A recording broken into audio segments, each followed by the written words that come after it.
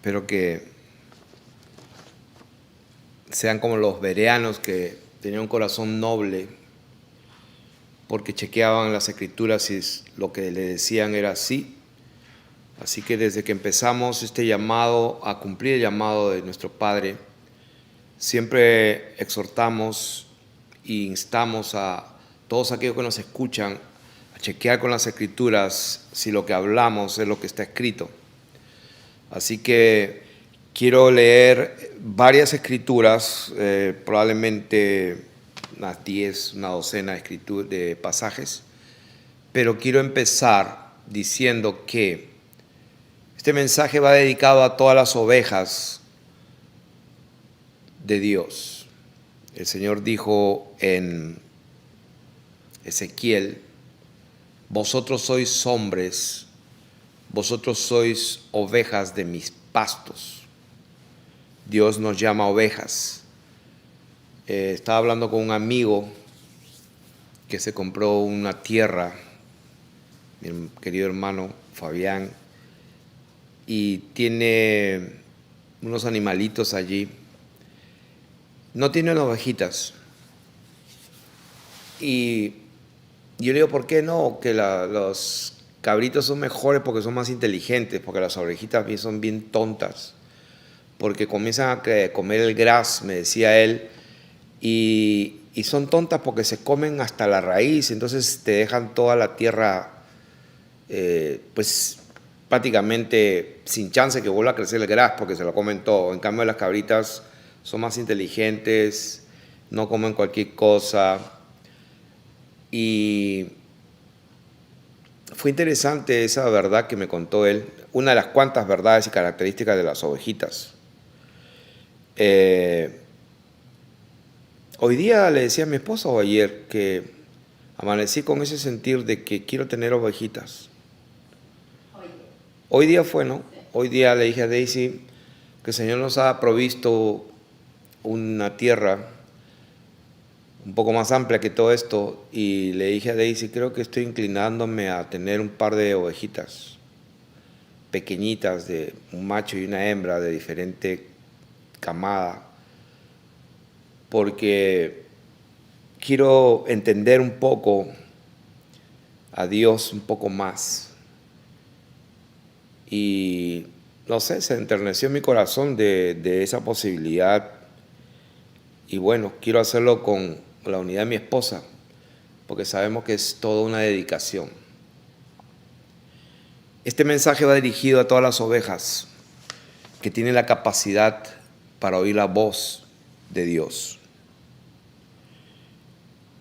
Probablemente seas una oveja que tengas el potencial y la capacidad, que tengas el aparato, el dispositivo interno espiritual para escuchar la voz de Dios, pero probablemente vas a darte cuenta a través de este mensaje probablemente qué es lo que está obstruyendo esa línea de comunicación libre para poder escuchar la voz de Dios. Quiero empezar en 2 Corintios, capítulo 4, verso 18, donde la palabra de Dios dice: no mirando nosotros las cosas que se ven, sino las que no se ven, y dice la razón.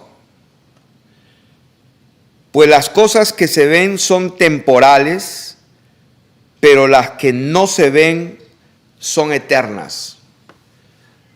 O sea que, hermanos, pongan esto en su corazón. Las escrituras, la mente, la palabra, el Espíritu de Dios nos está guiando a esta verdad en que nosotros no podemos poner, no debemos o no deberíamos poner la mirada en las cosas que se ven. Y lo cierto es que todo lo que vemos, todo lo que tocamos, aún cómo nos vestimos, aún lo que comemos, en donde trabajamos, en donde nos movemos, esta vida en sí misma, si bien es cierto, no podemos salir de este mundo, porque estamos en este mundo, no podemos desaparecer como por arte de imaginación, porque estamos en este mundo, pero el Señor lo dijo, pero no somos de este mundo. Estamos, pero no somos. Significa que nosotros vamos a tocar, vamos a ver, vamos a experimentar cosas, y Dios nos dice que allí no está nuestra vida. La palabra de Dios dice que las cosas que se ven son temporales, pero las que no se ven son eternas. Cuando una persona es sumergida en el agua, como contaba hace unos momentos, un hermano bautiza a un joven en un frío invierno, y ese joven cuando entra al agua siente fuego y siente calor. Lo que la gente veía era agua fría, pero lo que no se veía era fuego y calor. En muchas ocasiones, gente que sale del agua, empiezan manifestaciones demoníacas, y la persona que ministra toma la autoridad y echa fuera esos demonios, y los demonios se manifiestan como está escrito, y de muchos que tenían espíritus inmundos salían dando grandes voces. O sea, ¿cómo salían? No se veía.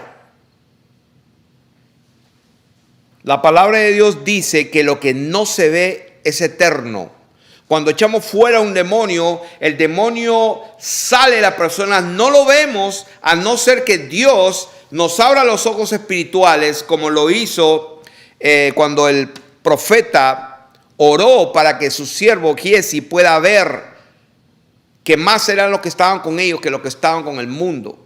A no ser que Dios no nos abra los ojos espirituales, las cosas eternas, lo que es real, lo que permanece para siempre, no lo podríamos entender ni ver.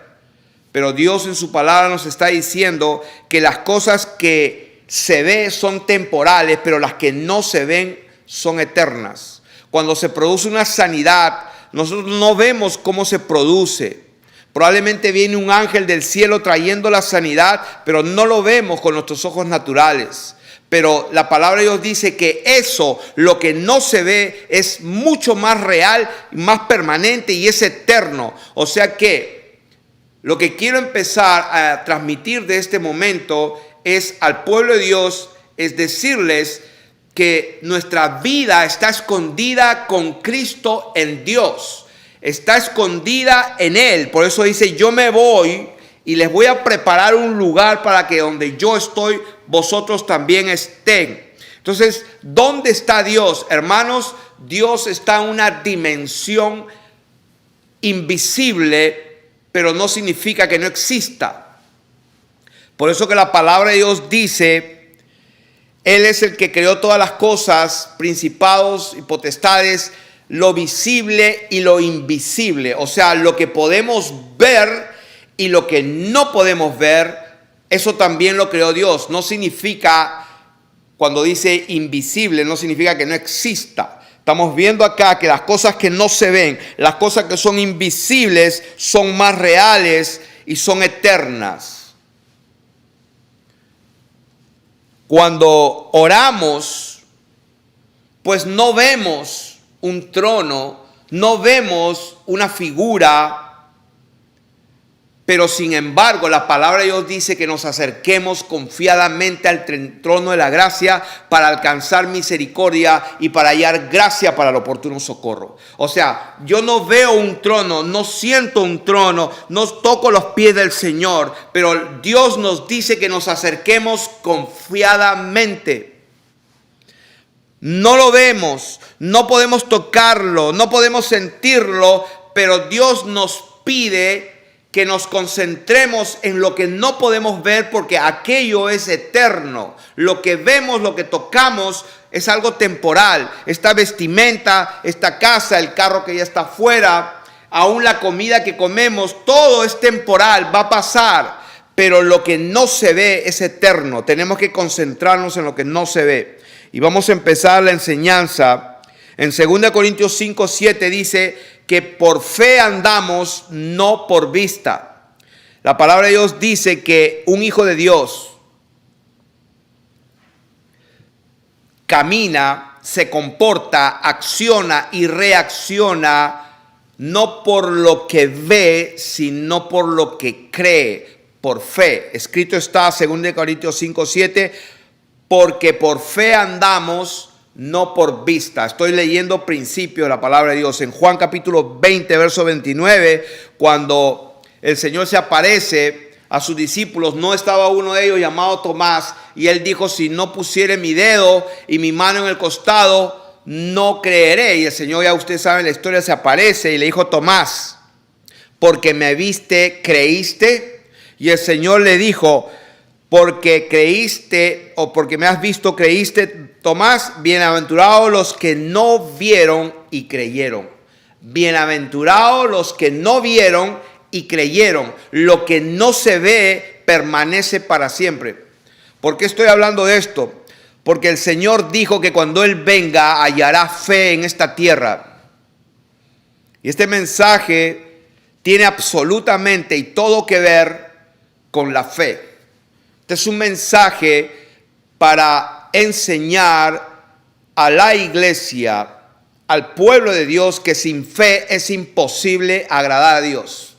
Porque el que se acerca a Dios, como está escrito, me parece que en Hebreos capítulo 11, que sin fe es imposible a Dios, porque es necesario que el que se acerca a Dios, en primer lugar, crea que Dios existe.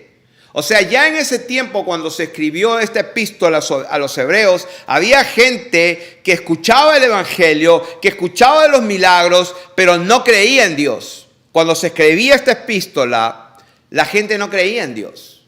La palabra de Dios dice que el que se acerca a Dios tiene que creer primeramente que existe Dios, y que Dios, ese Dios a quien tú te acercas y no lo ves, ese Dios bendito galardona, premia, da de vuelta de su gracia favores. Es galardonador, premiador de los que le buscan.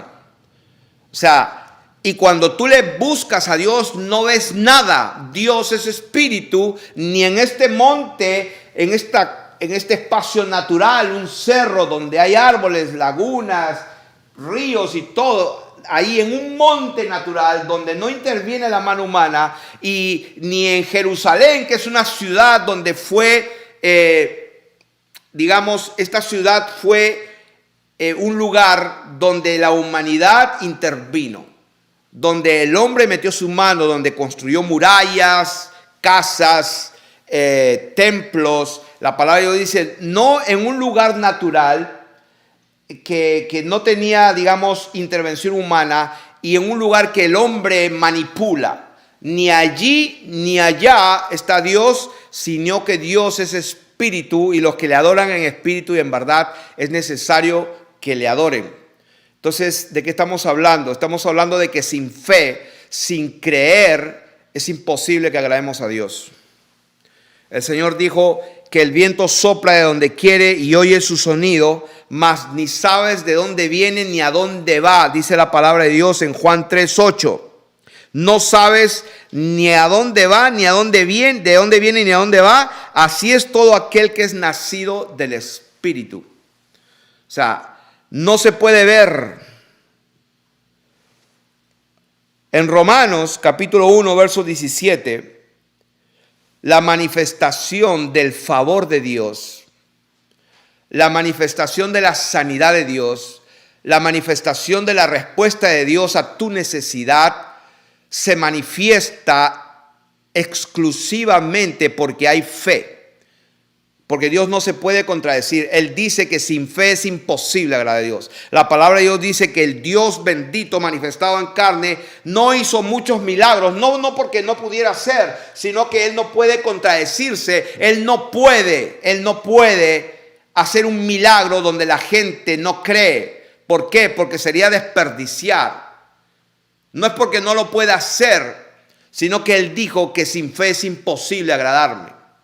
Entonces, la palabra de Dios dice que Él en su ciudad natal de Nazaret no hizo muchos milagros y se maravilló Si hay alguna cosa que me sorprende en las Escrituras, que Dios se maravilla. ¿Ustedes se imaginan que Dios se sorprende y se maravilla de algo?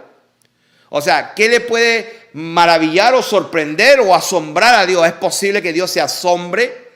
Pues la respuesta es sí. Dios no se asombra de que un demonio sale fuera, de que un muerto se resucita. Dios no se asombra de que un hacha salga del agua y flote como si fuera un corcho. Dios no se asombra de un terremoto que desgaja los montes y todo. Dios no se asombra de eso.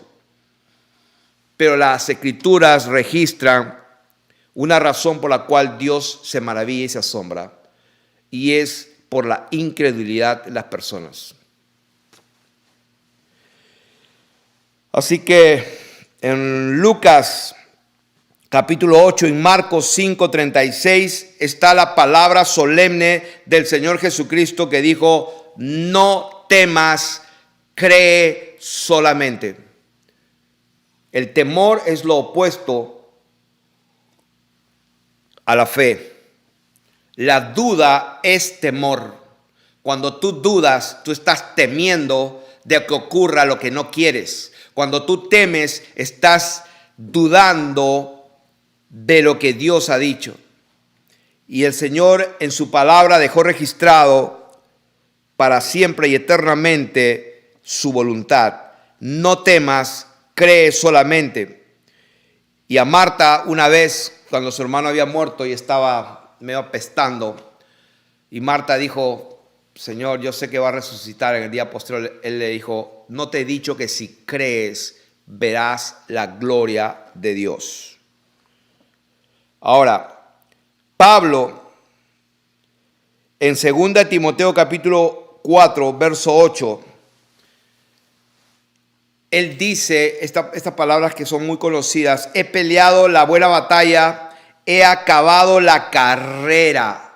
O sea, he peleado la buena batalla. Esta es una batalla, es una guerra.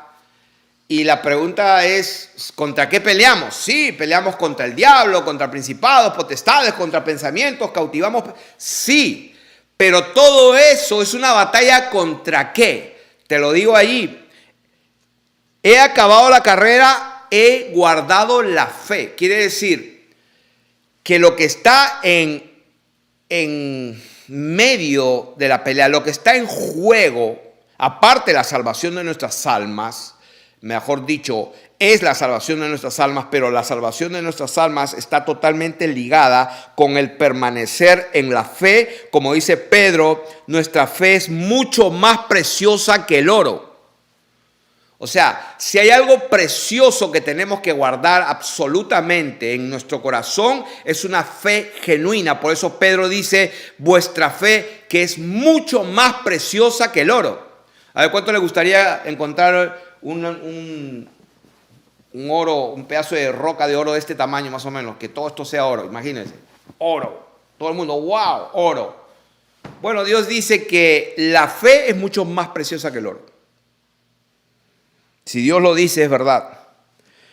Entonces, cuando Pablo batalla, pelea, y cuando Pablo acaba la carrera, lo que está haciendo es terminar hasta el final creyendo la palabra, creyendo a Dios, guardado la fe, dice la palabra de Dios.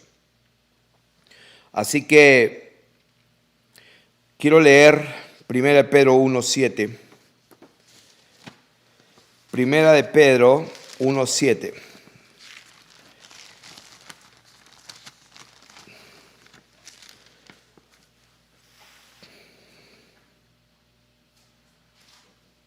Bueno, en realidad deberíamos leer del versículo 3.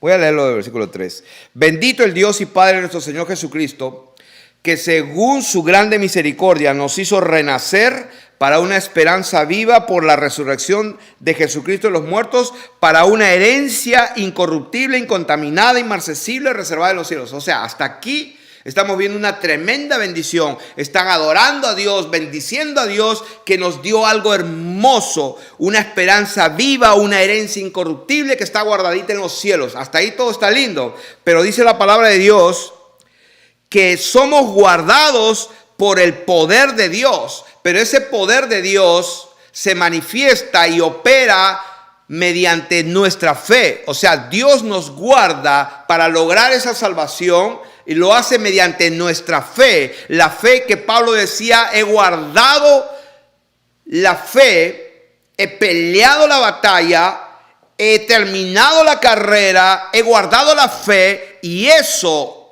hace que Dios te dé entrada a su reino ampliamente.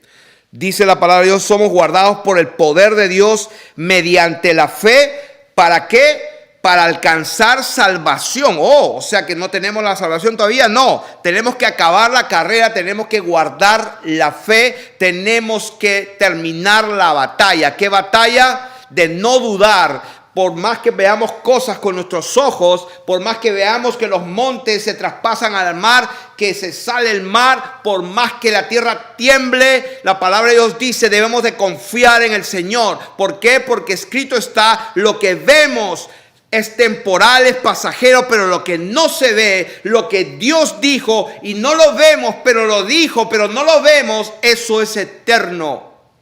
Y la palabra nos dice que somos guardados por el poder de Dios mediante la fe para alcanzar salvación. Como dice el versículo 9, obteniendo el fin de vuestra fe, que es la salvación de vuestras almas. Hermanos y hermanas, estamos en guerra por nuestra fe. Que la fe, obteniendo el fin de nuestra fe. ¿Cuál es el final de la carrera? ¿Cuál es el final de la batalla? Es que tú hasta el final, cuando estés a punto de morir en este mundo, no dudes a dónde vas a ir. No dudes quién es tu padre. No dudes que Él te perdonó. Porque si tú llegas a dudar, va a haber una multitud de demonios para testificar que tú no creíste a Dios.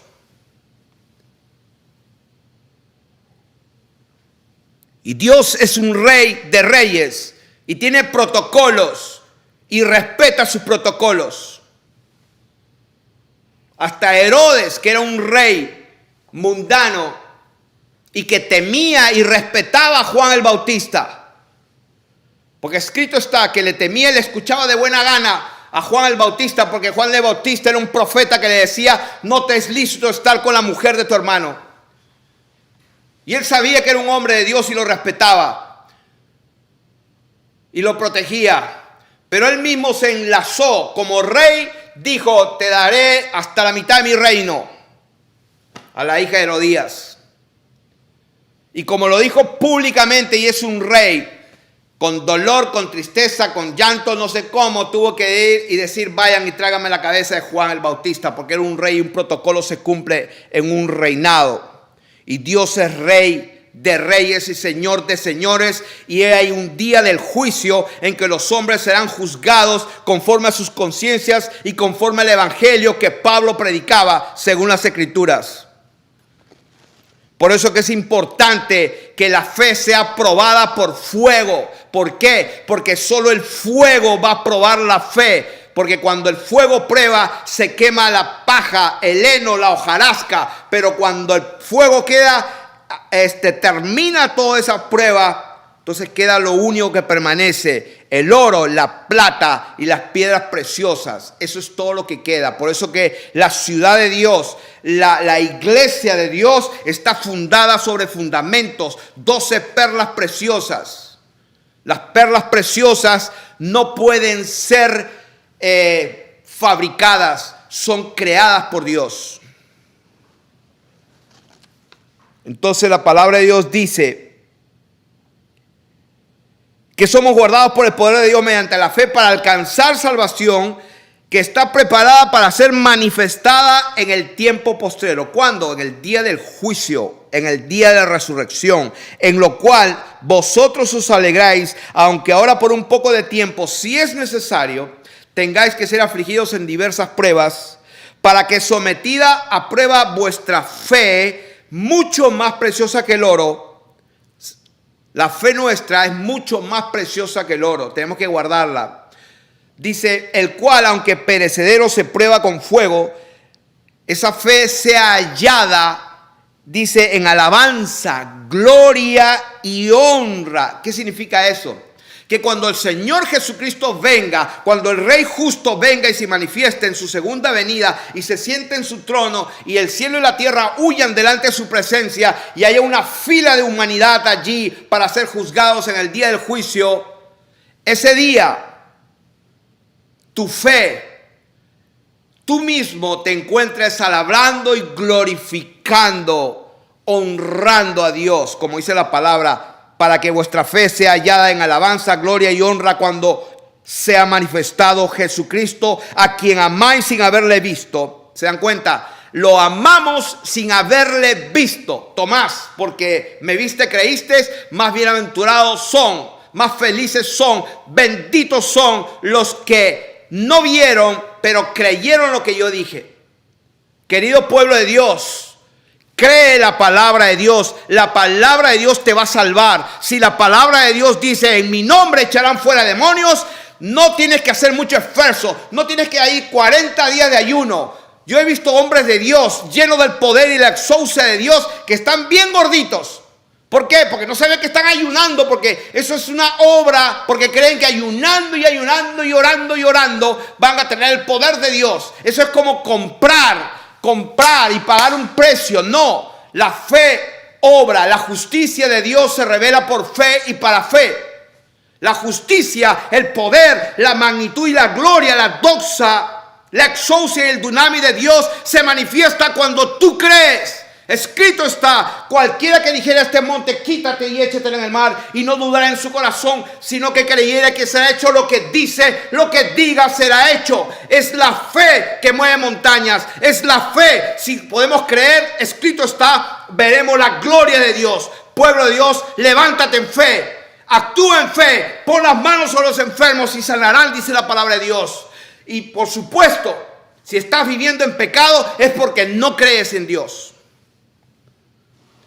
Y esa es la raíz del problema. Es más, la gente cree que la raíz del problema es el pecado, y sí es el pecado, seguramente, pero hay una raíz mucho más profunda, y la raíz del pecado es la incredulidad misma. Escrito está, el que creyere y fuera bautizado será salvo, pero el que no creyere ya ha sido condenado. ¿Qué es lo que condenó a la gente? ¿El pecado? Según la Escritura, no creyó. Y cuando no crees, vives en pecado porque no te importa. Pero al final de cuentas es la incredulidad. Así que nosotros amamos al Señor sin haberle visto, y en quien creyendo, aunque ahora no lo veáis, os alegráis con gozo inefable y glorioso, obteniendo el fin de vuestra fe. El fin de vuestra fe. ¿Cuál es? La salvación de vuestras almas. Entonces quiero hacer un wrap up. Voy a terminar con un pasaje bíblico en Hebreos capítulo 3. Y vamos ahora a unir todo lo que hemos hablado y vamos a dar la receta o la medicina, si se puede decir, ¿qué debemos hacer? Alguien dice, Señor, ayuda a mi incredulidad. Vamos a leer Hebreos capítulo 3 y vamos a leer desde el versículo 5 hasta el final, hasta el versículo 19. Hebreos capítulo 3, vamos a leer un pasaje desde el 5 al 19. Dice la palabra de Dios, y Moisés a la verdad fue fiel en toda la casa de Dios como siervo para testimonio de lo que se iba a decir. Pero Cristo como hijo sobre su casa, la cual casa somos nosotros. La iglesia es la casa del Señor. Somos el templo donde Él mora. La iglesia es la casa donde Dios vive. La casa somos nosotros. Si es que la palabra de Dios y sus promesas son condicionadas, hermanos. Si alguien va y le predica, salvo siempre salvo, pues es un hijo o está ignorantemente engañado o es un hijo del diablo literalmente. Una de las dos. O es honestamente equivocado o es un hijo del diablo que los quiere perder. Entonces, todas las promesas de Dios son condicionadas. Aquí te pongo la vida y la muerte. ¿Quieres la vida? Haz esto. ¿Quieres la muerte? Bueno, desobedece. Todo es condicionado en el reino de Dios. Y dice la palabra de Dios, como siervo sobre su casa, pero Cristo como hijo, sobre su casa, la cual casa somos nosotros, si retenemos firme hasta el fin, ¿qué cosa? La fe. La fe, la confianza y el gloriarnos en la esperanza. El versículo 14 dice, porque somos, el mismo verso 14 dice, porque somos hechos participantes de Cristo con tal que retengamos firme hasta el fin, ¿qué cosa? La fe, nuestra confianza del principio.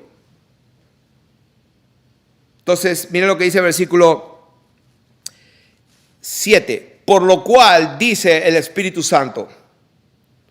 O sea, por lo cual ¿qué? Pues está diciendo o va a decir algo que tiene que ver con lo que dijo anteriormente. ¿Qué dijo anteriormente? Que pues Moisés estaba como un siervo cuidando y administrando las cosas de Dios, pero ya cuando vino el mismo Dios, entonces ya vino lo real, pero Él quiere que mantengamos hasta el fin la confianza, por lo cual, como dice el Espíritu Santo, si oyereis hoy su voz.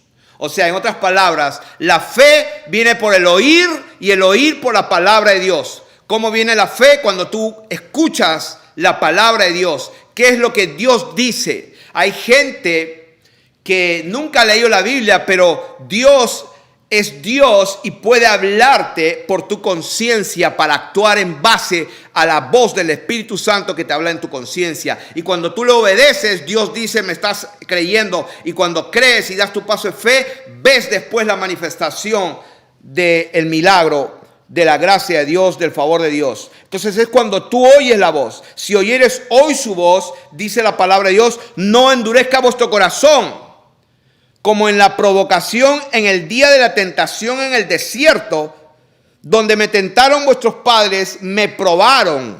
O sea, número uno, esta gente del pueblo de Israel, en primer lugar escucharon a Dios. Escucharon. ¿Y qué pasó? Tentaron a Dios. Dice la palabra de Dios, le probaron a Dios. A ver pues, danos comida. A ver pues, queremos que hagas esto o lo otro. Le probaron. Y dice que vieron sus obras 40 años. O sea, Dios le dio maná todos los días. Hasta el día que entraron a Jericó, ese día se cortó el maná. 40 años les dio comida. Ellos vieron las cosas. Vieron los milagros. A causa de lo cual, dice, me disgusté contra esta generación. ¿Por qué se disgustó? Porque ellos le probaron, le tentaron. Y a pesar de que no le creyeron, Dios fue fiel. Les mantuvo los mismos calzados por 40 años. Crecieron con sus pies. No se envejecieron. Comieron todos los días. Pero ¿por qué se disgustó el Señor? Ahí lo dice. A causa de lo cual me disgusté contra esa generación y dije, siempre andan vagando en su corazón. ¿Qué significa vagando en su corazón? Significa que están pensando, como decía mi mamá, pensando en las musarañas, o sea, pensando en las telas de araña, pensando y pensando, en lugar de enfocarse en lo que tienen que hacer, creyendo lo que Dios dijo y actuando en lo que Dios dijo. O sea, en lugar de creer lo que Dios dijo y en base a eso actuar y trabajar y vivir la vida, están pensando y pensando, ¿qué vamos a comer mañana? ¿Qué comeremos? ¿Con qué vestiremos, Señor? O sea, ¿cómo vamos a hacer? En lugar de actuar, se disgustó Dios con ellos. A pesar que vieron sus obras 40 años, Él se disgustó y dije, siempre andan vagando en su mente, en su corazón, y no han conocido mis caminos. Por tanto, juré en mi ira, no van a entrar en mi reposo. Entonces dice la palabra de Dios, mirad hermanos, okay, eso es lo que pasó allí. Ahora miren lo que dice el autor, que yo creo que es Pablo. Dice, mirad hermanos, que no haya en ninguno de vosotros corazón malo de qué. A ver, léanlo. El problema que tenía un corazón malo, pero ¿cómo es un corazón malo? Ahí lo dice. Un corazón malo es un corazón que no cree la palabra de Dios. No cree. La palabra de Dios dice que Dios hizo el cielo y la tierra, las aguas de arriba y las aguas de abajo, la fuente de arriba y la fuente de abajo, y hizo una expansión en medio de las aguas, ¿no? Y entonces, ¿qué es lo que la gente cree? La gente cree que hay galaxias expandiéndose y la palabra de Dios dice que Él acabó su obra, no hay más. Pero la gente cree que hay galaxias expandiéndose y que allá hay galaxias y un espacio sideral infinito, cuando Dios dice que hay agua y solamente hizo una expansión y ahí dentro de la expansión puso el sol, la luna y las estrellas. Pero la gente no cree eso, cree lo que le enseñan en el colegio, cree lo que le enseña la NASA, cree lo que le enseñan la UNESCO y todos los hijos del diablo que gobiernan este mundo. Así que no es fácil. Pero si tú te atreves a creer, verás la gloria de Dios. Y el día que te mueras y veas el juicio, desde arriba vas a ver la tierra y vas a ver una tierra bendita como Dios la creó y no como te dijeron ahí en el colegio. Que estamos girando a 1700 kilómetros por hora y seguramente, sí seguro. Y que las trillones de toneladas de agua tienen que pegarse a la tierra por la gravedad, sí. Pero sin embargo, por levantar el pie y no me quedo pegado y un pajarito vuela o una mariposita vuela y no se atrae a la tierra. Es una teoría, la teoría de la gravedad. Bendito sea el nombre de nuestro Señor Jesús. ¿De qué estamos hablando? Aquí estamos viendo, analizando, partiendo, trazando la palabra, escudriñando y vamos a ver cuál es la raíz del problema. Dice aquí, mirad hermanos que no haya en ninguno de vosotros corazón malo de incredulidad para apartarse del Dios vivo. Antes exhortaos los unos a los otros cada día, entre tanto que se dice hoy, para que ninguno de vosotros se endurezca por el engaño del pecado. ¿Cuál es el engaño del pecado, hermanos? Sí, porque el problema que Él vino para pagar un precio, para que nuestros pecados sean perdonados y redimirnos, y pagó un precio, porque la paga del pecado es la muerte, pero el regalo de Dios es vida eterna si es que te arrepientes. Entonces, ¿en qué consiste el engaño del pecado? El engaño del pecado consiste en que tú empiezas a vivir tu vida en la vanidad de tu corazón, como dice la palabra de Dios, vagando en tu corazón, vagando en su mente, como dice Dios acá, andan siempre vagando en su corazón, no conocen la voluntad de Dios y viven su vida sin creer que la palabra de Dios es verdad. Ellos no creen que lo que Dios dijo se va a cumplir. Ellos no creen en una resurrección de los muertos. Ellos no creen que hay una vida eterna. Ellos no creen que hay demonios, que hay ángeles. Y si lo creen, hasta los demonios o los brujos y los hechiceros y la élite que adora a Satanás literalmente, ellos creen más que la gente, porque saben que existe un mundo espiritual. Pero los que van a las universidades, a los colegios, los letrados, los que se creen cultos y estudiosos y educados, pues le llaman a la gente supersticiosa, fanática, y no saben que los hombres más poderosos del mundo se beben la sangre y lo ofrecen a los demonios para adquirir más poder. O sea, ellos creen más que la gente que dice que no, que esos son ignorantes.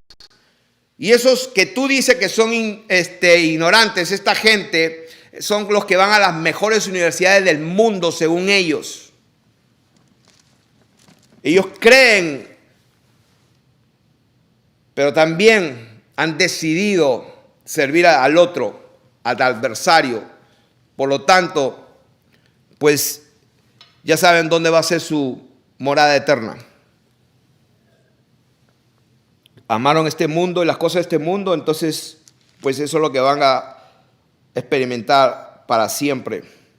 Entonces dice la palabra de Dios, exhortemos unos a otros para que ninguno de ustedes se endurezca por el engaño del pecado, porque somos hechos participantes de Cristo, con tal que retengamos firme hasta el fin nuestra confianza del principio. Entre tanto que se dice, si oyeres hoy su voz, no endurezcas vuestro corazón como en la provocación. Y dice la palabra, ¿no? ¿Y quiénes fueron los que, habiendo oído, le provocaron? Dice, ¿no fueron todos los que salieron de Egipto por la mano de Moisés? Sí. ¿Y con quiénes estuvo él disgustado 40 años? ¿No fue con los que pecaron? Sí. Oh, Dios se molestó ¿con quién? Con los que pecaron. Muy bien, el pecado es malo, no es la voluntad de Dios que estemos pecando, cierto. Pero ¿cuál es el origen del pecado? ¿No fueron todos los que salieron de Egipto por mano de Moisés? Sí. ¿Con quiénes estuvo disgustado? Con ellos. ¿No fueron los que pecaron? Sí. ¿Y a quienes juró que no entrarían en su reposo, sino aquellos que ¿qué? Que desobedecieron? O sea, ¿qué? Que pecaron, porque no fueron obedientes, no guardaron la palabra, no guardaron las leyes, los estatutos, no guardaron el consejo de Dios, desobedientes, ¿ok? Con ellos. ¿Y a quienes juró que no entrarían? A ellos. Y vemos, versículo 19, ahí vemos la respuesta. Y vemos que no pudieron entrar, ¿por qué? ¿Porque pecaron? Sí. ¿Porque desobedecieron? Sí. ¿Porque le tentaron? Sí. ¿Porque le probaron? Sí, pero todo eso es superficial. Todo eso es lo que se ve. Desobedecieron, le probaron, gritaron, hablaron. Todo eso es lo que se ve. Pero ¿qué es lo que no se ve? Allí está. Y vemos que no pudieron entrar a causa de incredulidad. Versículo 3 del capítulo 4, 4 versículos más adelante dice, pero los que hemos creído entramos en el reposo. Pero los que hemos creído entramos en el reposo. ¿Cuál es la condenación? Y esta es la condenación, que no creyeron en el nombre de su Hijo. ¿Dónde está esa palabra de Dios? En Juan capítulo 3, me parece.